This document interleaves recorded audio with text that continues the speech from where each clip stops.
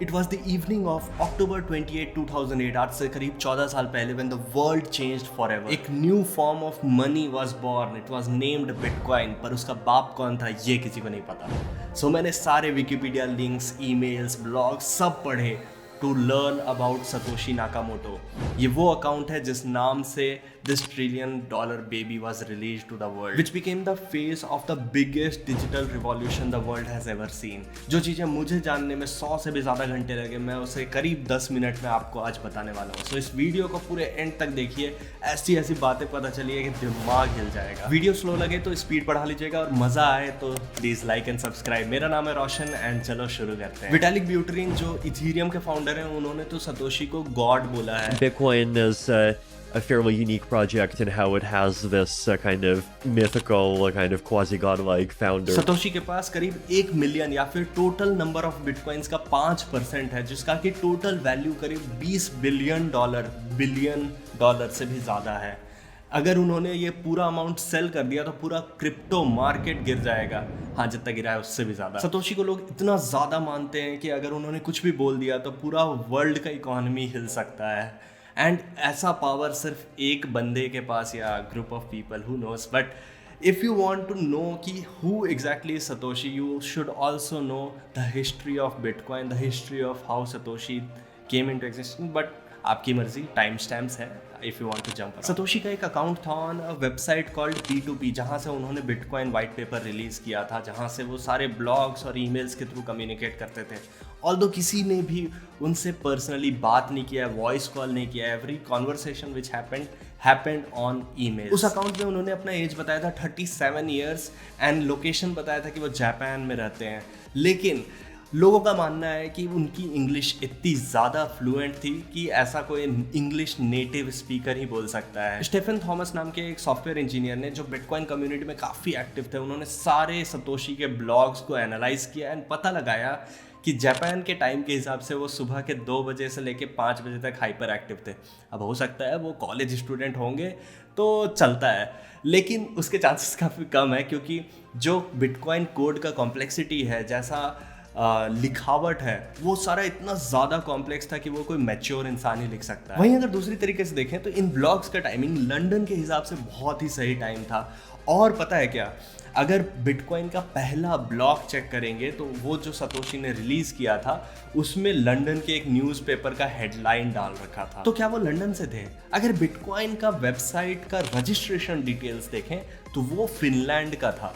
Finland, okay. एक इंसान है मार्टी माल्मी, जो कि बिटकॉइन के सेकंड डेवलपर थे जिन्होंने सतोशी के साथ काम किया. He also founded bitcoin forum.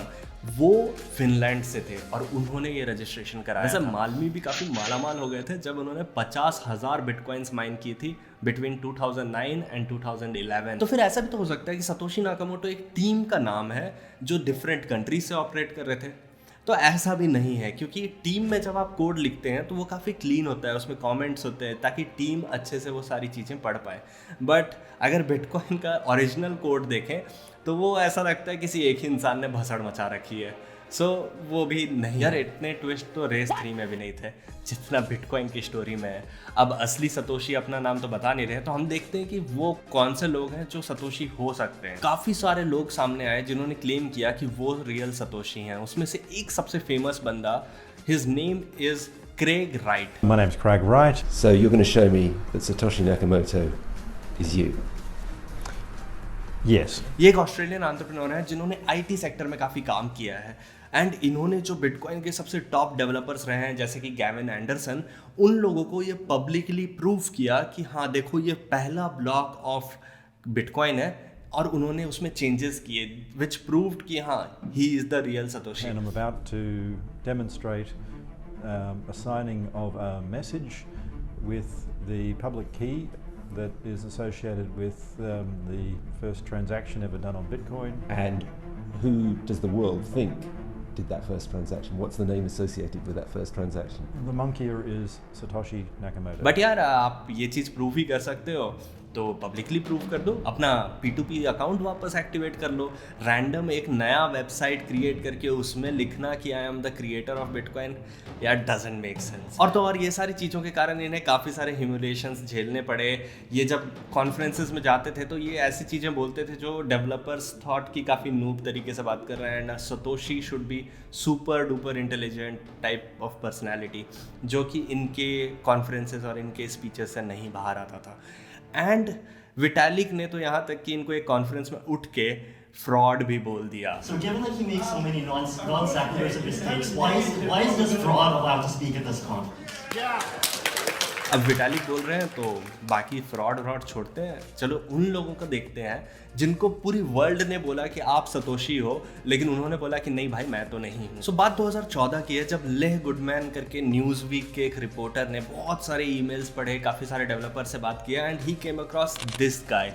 पता है इसका बर्थ नेम सतोशी नाकामोटो, पर इन्होंने अपना नाम चेंज करा के डोरियन नाकामोटो कर लिया। इनका एंसेस्ट्री तो जापानीज है, बट ये रहते हैं अमेरिका में, टेम्पल सिटी कैलिफोर्निया के पास। नेटिव इंग्लिश स्पीकर और Japanese both are matching, name also matching, so यही है क्या। गुडमैन को भी यही लगा एंड उन्होंने बहुत ट्राई किया इनको रीच आउट करने का on emails, phones etcetera, but जब कुछ वर्क नहीं किया तो वो पहुंच गए इनके घर के सामने। जैसे ही ये उनके घर के सामने पहुंचे, डोरियन ने इन पे पुलिस बुला लिया। पुलिस के सामने पता है डोरियन ने क्या कहा? I am no longer involved in that and I cannot discuss it, it's been turned over to other people, they are in charge of it now, I no longer have any connection.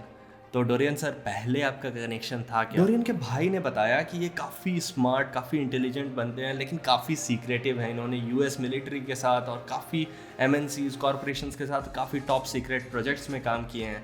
इनके भाई ने actually ये कहा, he is a very focused and eclectic in his way of thinking, smart, intelligent, mathematics, engineering, computers, you name it, he can do it. पर साथ में उन्होंने ये भी ऐड किया कि my brother is a something, what you don't know about him is that he has worked on classified stuff. His life was complete blank for a while.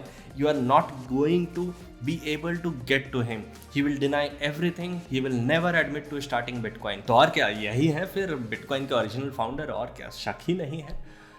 काश इतना सिंपल होता। जब न्यूज़वीक ने अपना ब्लॉग रिलीज़ किया तो Dorian को काफ़ी परेशानियां हुई और डोरियन ने एक रिप्लाई लिखा टू न्यूज़वीक कि आपने जो ब्लॉग रिलीज़ किया है उसके कारण मैं एकदम परेशान हो गया, मेरे को लोग बहुत परेशान कर रहे हैं, एंड मैं तो बिटकॉइन का फाउंडर ही नहीं हूँ। I am just a simple engineer जिसने थोड़ा मोड़ा कोडिंग किया है, बट भाई ये बिटकॉइन, क्रिप्टोग्राफी, ये सब मेरे बस का नहीं। और तो और आपने ऐसा आर्टिकल रिलीज़ कर दिया है कि मेरे को अब जॉब्स भी नहीं मिल रहे हैं, मैं बहुत परेशान हूँ। सबसे बड़ा प्रूफ तब आया जब रियल सतोशी नाकामोटो का अकाउंट बहुत सालों के बाद फिर से एक्टिव हुआ और उन्होंने एक मैसेज पोस्ट किया, आई एम नॉट डोरियन। अब सतोशी सर सच बोल रहे हैं या डोरियन ने अपना अकाउंट लॉग इन करके, भाई मैं तो हूँ ही नहीं, यहीं से लिख देता हूँ, आई डोंट नो एनीथिंग। पर हो सकता है ना कि ये मैसेज इनके किसी पड़ोसी ने लिखा हो, हेल फिनी, जो कि इनके घर से सिर्फ 2.5 किलोमीटर्स दूर रहते थे, and he was the first person ever to receive bitcoin directly from Satoshi Nakamoto. Here's some twist. Hal Finney एक बहुत ही फेमस और बहुत ही टैलेंटेड क्रिप्टोग्राफर थे जिन्होंने PGP सॉफ्टवेयर बनाया था, and he rain the first ever anonymous cipher Punk's mailing list. इन्होंने PGP software क्या है वो इन्होंने एक्सप्लेन किया, 2 people could communicate using email with both of their identities being protected from each other. आसान भाषा में एक तोड़ ईमेल जहाँ पर जो भेज रहा है और जो रिसीव कर रहा है ईमेल्स, दोनों की आइडेंटिटीज एनोनिमस रहेंगी। यहाँ तक कि इन्होंने प्रूफ ऑफ वर्क का एक अर्ली वर्जन जो कि बिटकॉइन का कोर कंसेंसस मैकेनिज्म है वो भी बनाया था।